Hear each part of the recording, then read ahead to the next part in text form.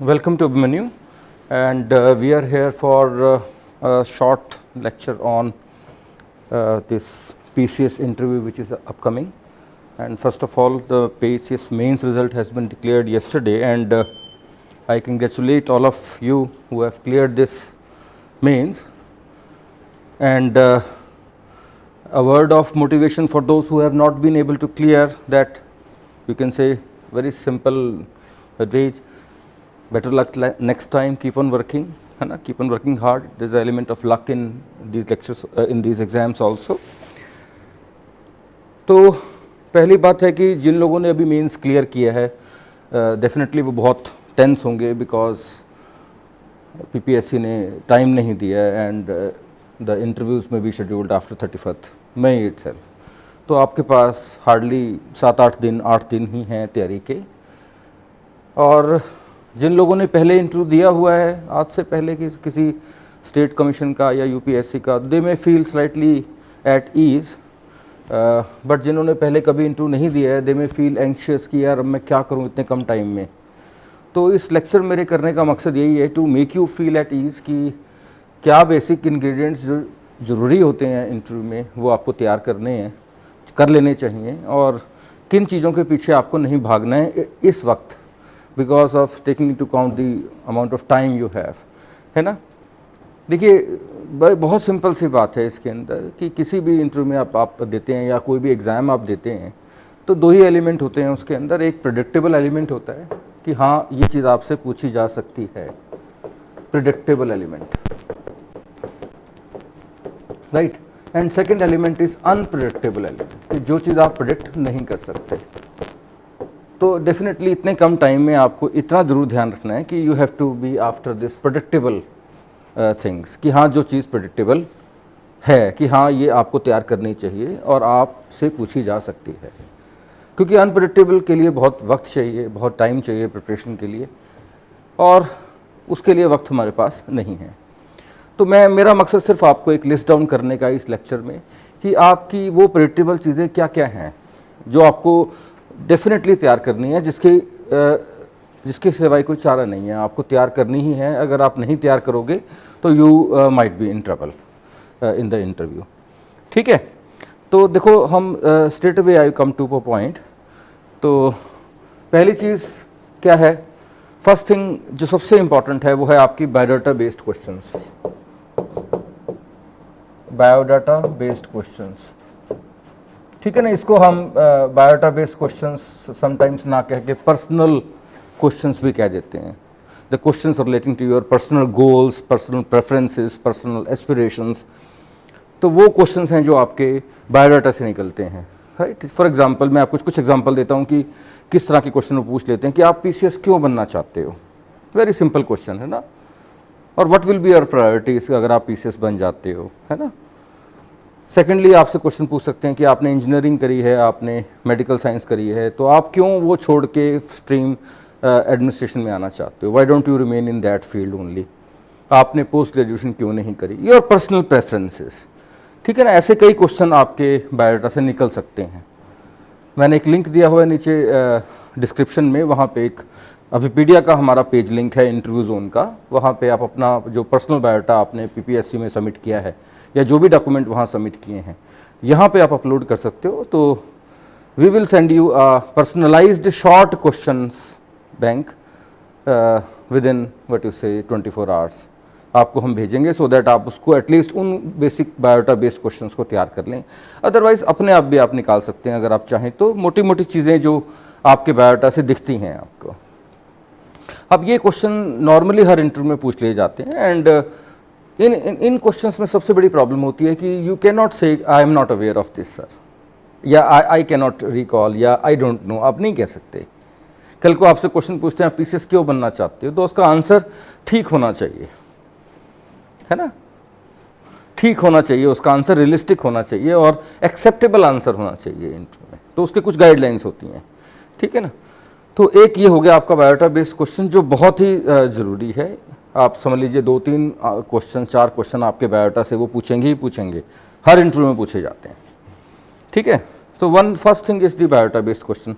Second चीज़ आपको अपने ध्यान रखनी है अपने बिहेवियरल आस्पेक्ट की, बिहेवियरल आस्पेक्ट की, कि आप इंटरव्यू के अंदर जब जाते हैं तो वहाँ पे कैसे बिहेव करते हैं। जैसे कुछ बातें मैं आपसे शेयर करता हूँ बिहेवियरल आस्पेक्ट की। फॉर एग्जांपल कि आप एंट्री कर रहे हैं तो आपको कैसे चल के बोर्ड के पास जाना है, कैसे बैठना है, विश करना बहुत ज़रूरी है, कैसे हर मेंबर को विश करना है आपने, है ना, ये बातें बहुत इम्पॉर्टेंट हैं।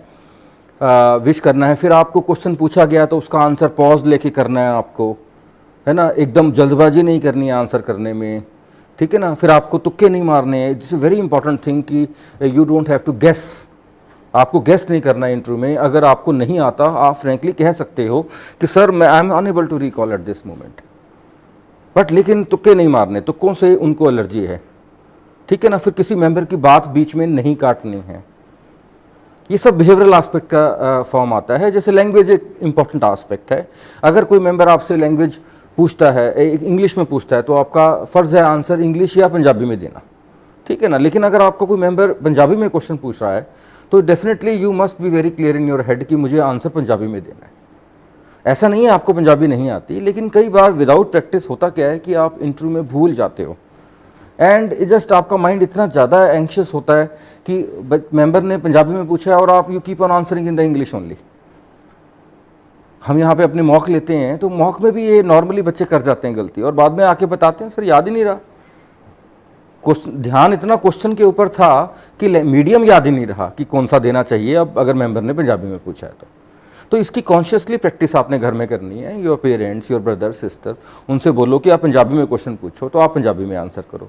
उनसे पूछो, बोलो कि इंग्लिश में क्वेश्चन पूछो, इंग्लिश में करो, क्योंकि देखो आप बहुत ज़्यादा मूव भी नहीं कर पाओगे ड्यूरिंग कोरोना टाइम, और टाइम भी बहुत कम है ना। अब ये तो है नहीं है चंडीगढ़ आके आप मॉक इंटरव्यू दोगे, otherwise we are always open, हम ले सकते हैं। लेकिन बात यह कि टाइम बहुत शॉर्ट है, तो मैं बहुत ज़्यादा नहीं कीन हूँ कि बहुत ज़्यादा मूव करें, आप बैठ के तैयारी करें, और क्योंकि बहुत चीज़ें तैयारी करने वाली हैं, छोटी छोटी चीज़ें, ठीक है। एक तो ये बिहेवियरल आस्पेक्ट हो गया जो बहुत इंपॉर्टेंट है, ठीक है ना। फिर एग्जिट कैसे करना है, विश एग्जिट करते हुए विश कैसे करना है, थैंक्स करना है ना। ये छोटी छोटी बातें होती हैं जिससे आप बहुत बड़ा एक इम्पॉर्टेंट आस्पेक्ट होता है ना। तो इसको मैं 3 भागों में डिवाइड करता हूँ। एंट्री, कि आप कैसे एंट्री करते हो, अप टिल वाइल सिटिंग, किस बैठने तक चल के आ रहे हो, विश कर रहे हो, ठीक है।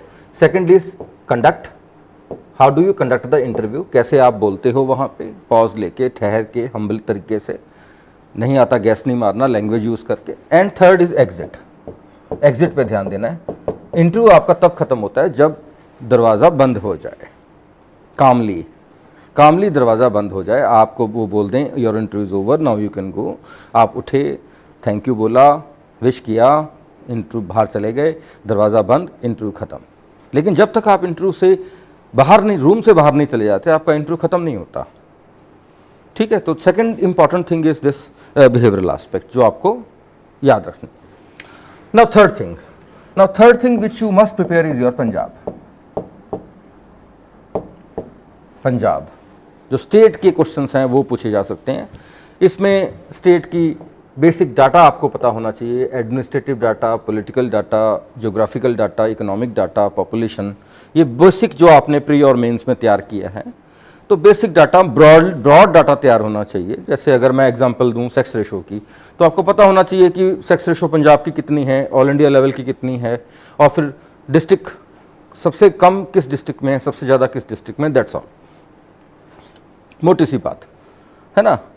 ज़्यादा कम ना भी पता हो तो you can always say I am unable to recall. लेकिन अगर आपसे ये क्वेश्चन पूछें what is sex ratio of Punjab, आप कहें कि मुझे नहीं पता, या आपसे पूछें कि what is the position of Punjab in the state per capita GDP in India, तो आपको हो मुझे नहीं पता, तो ये नहीं चलेगा। या how many districts are there, जैसे रिसेंटली मलेरकोटला एक डिस्ट्रिक्ट बन गया है, तो number of districts have change, they may ask you कि भाई ये, या अभी आपसे पूछ सकते हैं डिस्ट्रिक्ट कैसे बनता है भाई बताओ, जैसे रिसेंट है, बिल्कुल ये नया है ना। एग्रीकल्चर के ऊपर डाटा पूछ सकते हैं कि कितना परसेंटेज कंट्रीब्यूशन है सेंट्रल पूल का। इस तरह से पंजाब पे क्वेश्चन डाटाबेस पूछ सकते हैं। Then you can be ask questions on the problems of Punjab, कि पंजाब की इकोनॉमिक प्रॉब्लम्स हैं, प्रॉब्लम्स ऑफ एग्रीकल्चर हैं, है ना, तो और social problems, political problems Punjab की, उस पर क्वेश्चन बेसिक बनते हैं। And second thirdly your questions on policy and programs, कि गवर्नमेंट की जो पॉलिसी है कोई भी, उसके रिगार्डिंग इंडस्ट्रियल पॉलिसी है पंजाब गवर्नमेंट की, या अभी एग्रीकल्चर लॉज हैं पंजाब, उस पर क्या एग्रीकल्चर पे क्या इम्पेक्ट है। तो इस तरह से ब्रॉडली पंजाब के आपने मोटी मोटी चीज़ें आपको पता होनी चाहिए। तो पंजाब इज़ वेरी इंपॉर्टेंट, जो भी इंटरव्यू दे रहा है उसको उसकी एक टॉप मोस्ट प्रायोरिटी है कि उसको अपना स्टेट तैयार करना है। ये मैं बिल्कुल आपको प्रायोरिटी वाइज बता रहा हूँ, वन जो आपको करना ही करना है, मतलब बायोटा बेस तो करना ही है, फिर बिहेवियरल एस्पेक्ट ध्यान रखना है, and third is the Punjab, Punjab को आपको बहुत ध्यान रखना है। Now fourth is your national and international current affairs. National and international, remember international भी पंजाब में बहुत पूछा जाता है। International current affairs dynamic aspect है कि जो ये इश्यूज आपके पिछले एक महीने में लाइव चल रहे हैं, या वो इश्यूज जो एक साल के अंदर बहुत प्रोमिनेंट रहे हैं। जैसे मैं अभी करंट इश्यूज की बात करूं तो क्या चल रहे हैं अभी इशू हमारे, कोरोना तो चल ही रहा है डेफिनेटली, है ना। देन इशू ऑफ वैक्सीनेशन चल रहा है, issue of corona in rural areas चल रहा है कि कैसे मैनेज करोगे रूरल एरियाज में कैसे स्ट्रक्चर बनेगा, what is the role of, what can be the role of government officials at the grass root level. Black fungus का इशू चल रहा है कि क्या है ये। वैक्सीनेशन की प्रॉब्लम चल रही है कि इतनी बड़ी पॉपुलेशन 130-135 करोड़ जनता है, उसको वैक्सीनेशन कैसे किया जाए। अब तक हम 19 करोड़ तक पहुंचे हैं, ठीक है। कोरोना और ब्लैक फंगस ये हेल्थ रिलेटेड हो गया। फिर आपका इशू फार्म लॉस का अभी भी लाइव चल रहा है कि हाँ ये क्या, इसका क्या फ़ायदा है, क्या नुकसान है, कैसे ये सरकार ने क्यों किया ये, और कैसे क्यों इसको किसान कर रहे हैं। पंजाब के कंटेक्स्ट में भी और जनरल कंटेक्स्ट में भी किसानों को डायरेक्ट कैश ट्रांसफ़र किया गया, उसके बारे में पूछ सकते हैं आपसे, है ना। ऐसे अब जैसे ये तो करंट इशू चल रहे हैं, जैसे इजराइल पैलेस्टीन का इशू चल रहा है, हमास का, वो बहुत इंपॉर्टेंट है, उस पर क्वेश्चन पूछे जा सकते हैं इंटरनेशनल में। उसी तरह से ड्यूरिंग 1 ईयर जो भी क्वेश्चन इशू बने, मोटे इशू, जैसे फॉर एग्जांपल सिटीजनशिप एक्ट है, उसका रहा पिछले 1-2 साल में शोर, तो उस पर हो सकता है क्वेश्चन पूछ लें, है ना। शोर रहा, जम्मू एंड कश्मीर पे क्वेश्चन पूछ सकते हैं कि भाई ये जम्मू एंड कश्मीर को जो रीऑर्गेनाइजेशन हुई है तो उसका बेसिकली क्या इम्पैक्ट पड़ा, या क्या उसका वो है, उसके बारे में थोड़े फैक्ट्स पूछ सकते हैं। ज़्यादा नहीं, आप समझ लीजिए, लगाइए कि 7-8-10 इशू आपके लॉन्ग टर्म और लोकल जो चल रहे हैं करंट के इशू, वो आपने करते जाने हैं। तो national and international current affair आपकी निहायत ही ज़रूरी है। Now third is basically, next point is the fourth aspect is situation based questions. Situation based questions. Situation based questions, situational questions जो आपके हैं, आपको ये ऐसे क्वेश्चन पीसीएस में ऑफ लेट पिछले 2 इंटरव्यूज में पूछे जा रहे हैं कि आपको अगर यहाँ का एसडीएम लगा दिया जाए तो क्या करोगे, या बीडीओ लग जाओ तो क्या करोगे, है ना। ऐसे सिचुएशन बेस्ड क्वेश्चन कुछ हैं जो आपको जो अपने लिए अपने माइंड को आपको चैनलाइज करना है, अपनी प्रायोरिटीज़ को बनाना है कि भाई अगर कहीं रिवाइट हो जाए तो आप क्या करोगे। तो ये रेमेडियल एक्शंस हैं, ये प्रिवेंटिव एक्शंस हैं, है ना। तो अगर कहीं आपको अब अपनी प्रायोरिटीज़ मन में करो कि आपकी प्रायोरिटी क्या होगी एज अ सिविल सर्वेंट, है ना। अपनी प्रायोरिटाइज करो, अपने मन को टटोलो कि कैसे करना है इसको, है ना। तो और कैसे मैं एक्शन लूँगा ताकि बैलेंस्ड व्यू में आपका एक वो हो जाए, है ना। तो ये बेसिकली एक सिचुएशन बेस्ड क्वेश्चन भी एक दो पूछ लेते हैं किसी से भी। बहुत ज़रूरी है इन सिचुएशन के अंदर आपको रैशनल होना, है ना। आपको रैशनल होना है, आपको एक सेंसिटिव होना भी ज़रूरी है कि आप we are sensitive to people. Rationality का प्रिंसिपल याद रखना है, सेंसिटिविटी का प्रिंसिपल याद रखना है ना। तो ये बहुत ज़रूरी है। और डेफिनेटली लीगैलिटी तो एक एलिमेंट आएगा ही, और लीगैलिटी से ऊपर फाइनली एक मोरालिटी है कि मोरालिटी का भी आपको ध्यान रखना है कि is your actions moral, legal, sensitivity, rationality, इसका अमलगमेशन करके आपको वो आंसर देना है जो ठीक है ना। तो 4 चीज़ें आपकी ये हो गई। अब आप कहो कि इसके आगे सर क्या, राइट। इसके आगे देखिए 5वां पॉइंट आपका आ गया हॉबीज़ का। आपकी अगर वो आपसे पूछ लें कि how do you pass your free time, या आपकी हॉबीज़ क्या हैं, या जो एरियाज ऑफ इंटरेस्ट आपने बायोडाटा में लिखे हुए हैं, स्पेसिफिकली जो एरिया ऑफ इंटरेस्ट आपने अपने पर्सनल बायोडाटा में मेंशन करके 2 भेजे हैं आपने, 3 भेजे हैं, उसके रिलेटेड क्वेश्चंस तैयार करना बहुत ज़रूरी है, चाहे वो फिर करंट के हों, चाहे फिर वो स्टैटिक हों, ठीक है। लेकिन आप तैयार रहें इस चीज़ के लिए कि आपसे ये भी पूछ सकते हैं वो कि अच्छा आपने ये एकेडमिक एरियाज़ लिखे हैं, इसके अलावा आप अपने फ्री टाइम में क्या करते हो। That means your core hobby, hobby क्या है आपकी, आप वॉकिंग करते हो, आप कुकिंग करते हो, आप सिंगिंग करते हो, आप म्यूज़िक सुनते हो, टीवी देखते हो, क्या करते हो फ्री टाइम में। तो वो भी एक आपको एटलीस्ट तैयार करके जानी चाहिए। यू कैन नॉट से कि नहीं सर मैं तो कुछ नहीं करता, मैं तो सिर्फ तैयारी करता हूँ। नो, यू कैन नॉट से दिस थिंग देयर। तो एक हॉबी अपनी एटलीस्ट अपने मन में करके जाइए। अगर ज़्यादा आपके ऐसी कोई हॉबी नहीं है तो keep it, play it safe कि ठीक है जी मैं वॉकिंग कर लेता हूँ, है ना, मैं म्यूज़िक सुन लेता हूँ, बस जनरल। अगर पूछें ज़्यादा डीप पूछने लग जाए म्यूज़िक पे, यू कैन ऑलवेज से कि सर नहीं सर मैं तो जनरल म्यूज़िक जो भी मुझे अपील करता है मैं सुन लेता हूँ, I don't go into technicality of that. ठीक है, दे डोंट माइंड, है ना।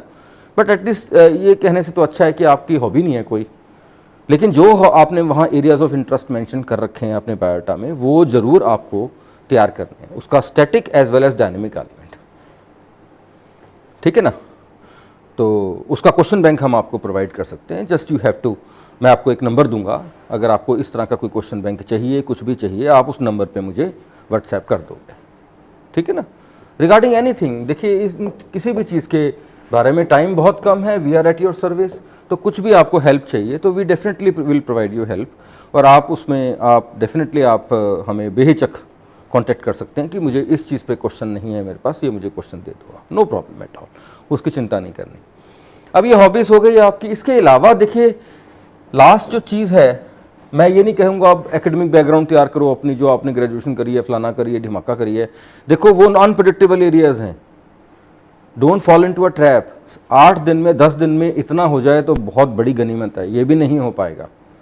अपनी प्रायोरिटीज़ को आपने लूज़ नहीं करना, अपनी प्रायोरिटीज़ को आपने पीछे नहीं रखना। इसके अलावा जो सारे एरियाज़ हैं जनरल स्टडीज़ के, like history, geography, science, polity, IR, security, important सारे हैं, लेकिन ये आपने फिर भी प्रीलिम और मेंस में कर रखे हैं, कुछ ना कुछ आप आंसर दे लोगे।